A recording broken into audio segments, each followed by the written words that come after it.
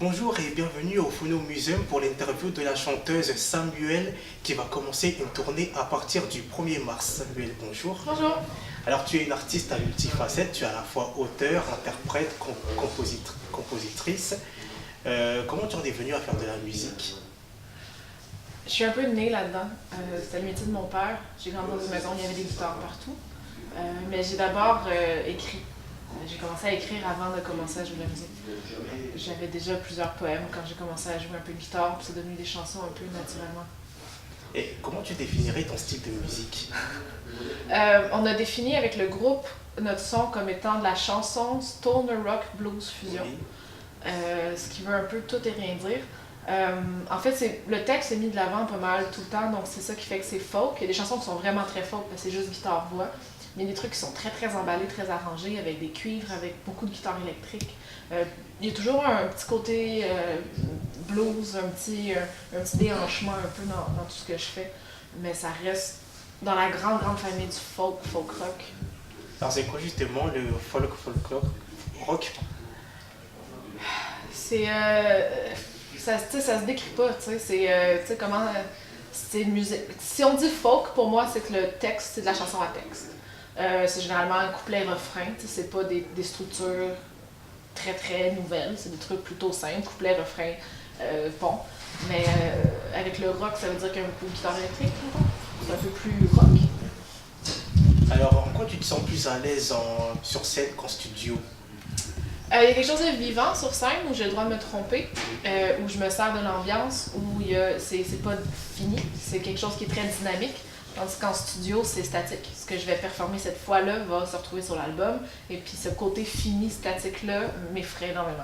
J'aime vraiment mieux le côté malléable du spectacle vivant, où est-ce qu'il y a un échange aussi qui se passe. Puis si je fais une fausse note, c'est correct, ça paraît pas dans le grand portrait. Tandis que si je fais une fausse note sur un album, ça paraît vraiment beaucoup. Comment ça s'est passé l'enregistrement de ton premier album en 2015, Z-Album? Les albums, c'est enregistré exactement comme celui qu'on sort maintenant, c'est-à-dire avec les 4 membres du band, c'est-à-dire Julie Miron, Jean-Sébastien Bourlavé, Alexandre Pépin et moi, dans un chalet, le chalet de ma mère. On a passé... En fait, les albums, Julie n'était pas là, on était juste Jean-Sébastien, Alex puis moi.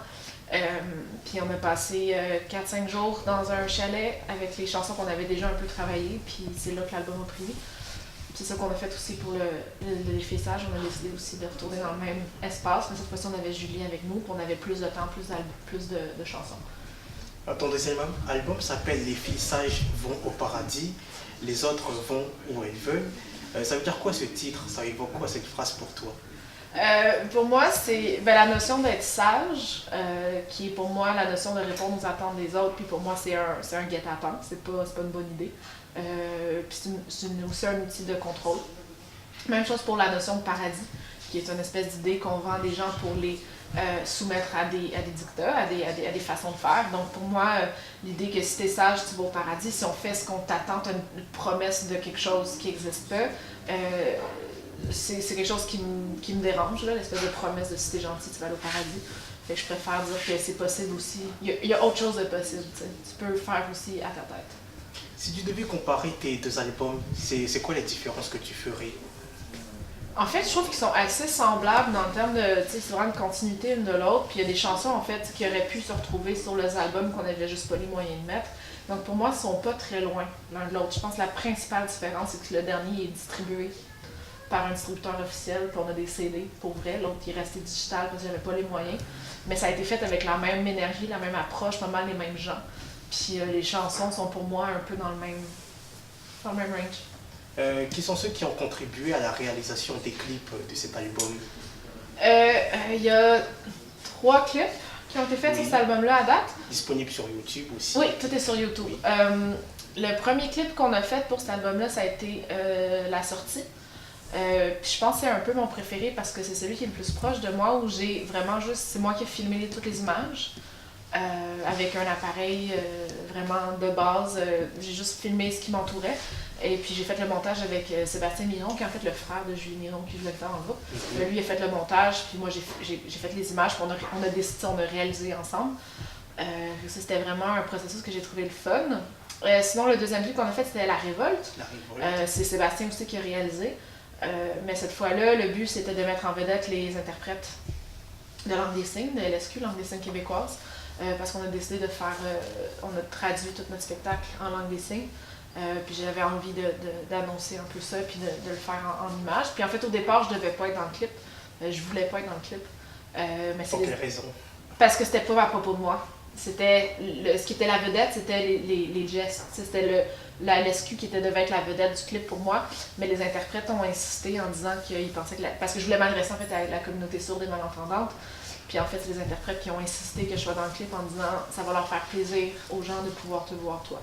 Donc c'est là où on a décidé que j'allais être dans le clip, mais j'essaye d'être en background, j'essaie de les laisser être. C'est ça le truc.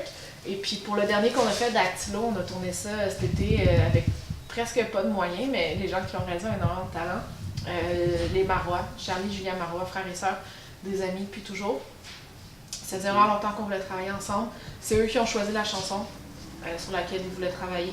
Puis on a un peu travaillé le concept ensemble, puis ça s'est vraiment fait en petite équipe, puis on a eu beaucoup de plaisir à tourner cette équipe-là. D'accord. Est-ce que tu comptes faire un 3e album? Oui. Ce sera pour quand? Je sais pas. D'accord. Tu comptes tourner d'autres clips à l'avenir? Probablement. J'ai pas d'autres projets pour l'instant de clips. D'accord. Alors on va en venir à la tournée qui va commencer ce jeudi. Ouais. Ce sont des concerts un peu partout en France. Tu vas passer également en Belgique et au Luxembourg. Alors tu peux nous en dire quelques mots sur cette tournée? C'est la tournée Granby Europe, c'est-à-dire c'est la tournée que j'ai gagnée en gagnant le festival de la chanson de Granby. D'accord, oui. Et puis c'est une tournée que je vais faire avec Mehdi Kayem, qui est un bon ami que je connais depuis longtemps et puis on s'adore. Donc ça va être vraiment une très très belle tournée. Pour l'instant, on est en duo, juste moi et Alex. Le reste du band nous attend au Québec. On espère les ramener bientôt. Puis on est vraiment excités d'être là. C'est la première fois qu'on tourne en France. Puis on va vraiment comme voyager beaucoup, donc voir beaucoup d'endroits différents, rencontrer beaucoup de gens. Donc on se trouve très chanceux d'être là. Quels sont tes projets ensuite pour la suite? Je vais continuer à tourner cet album-là jusqu'à la fin de 2018. C'est ça les projets. Oui. Puis après ça, je vais arrêter. Je vais prendre une pause. Puis je vais revenir avec un autre album. Il y a des artistes avec qui tu aimerais collaborer par la suite? Dans le domaine du fantasme, il y aurait Saint-Vincent, qui est une artiste que je trouve incroyable à tous les niveaux. Ce serait vraiment un petit fantasme à moi de travailler avec elle. Sinon, je suis très attachée de travailler avec les mêmes gens. Donc l'équipe que j'ai là, je suis très attachée. Mon band, on travaille bien ensemble. Donc j'ai pas vraiment le désir de... Je suis pas quelqu'un qui aime le changement, finalement. J'aime ça, construire des relations à long terme. Donc, j'ai l'intention de faire mon prochain album avec les mêmes gens avec qui j'ai fait les 2 autres d'avant parce que ça fonctionne bien, je me sens bien. Puis, on commence à s'être fait un son aussi, une façon de travailler. Puis, je trouverais ça, j'ai pas envie d'aller voir ailleurs. D'accord. Et pour finir, quels sont les sites où on peut te suivre?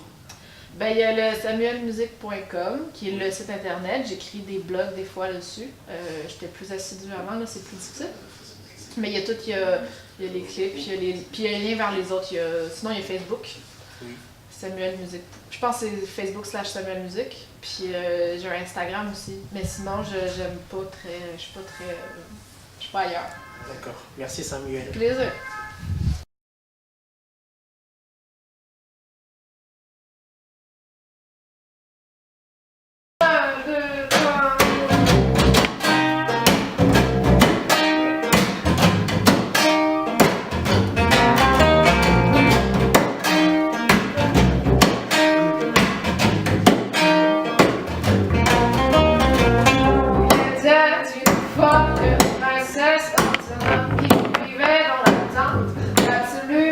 Personne sans télé, sans patron, sans mari et sans chaque malfait, sa maison dans une ruche, sans rêve, loin des princes, des charmants, vivre changer son nom, mais à m'entoure, selon les saisons, pas d'envie, pas de goût, d'être la moitié d'un tout le plus long, voyez-vous, ça reste une question de goût. À part ici, la sortie.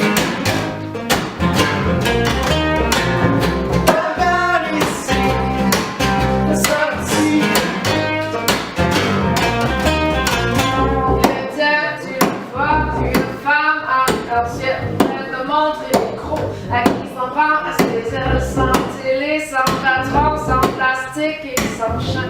Elle avait fait sa maison dans une s'enrêle loin des images préfaites, une beauté sans pareil, grande et osée, parfait, la tête en orteil.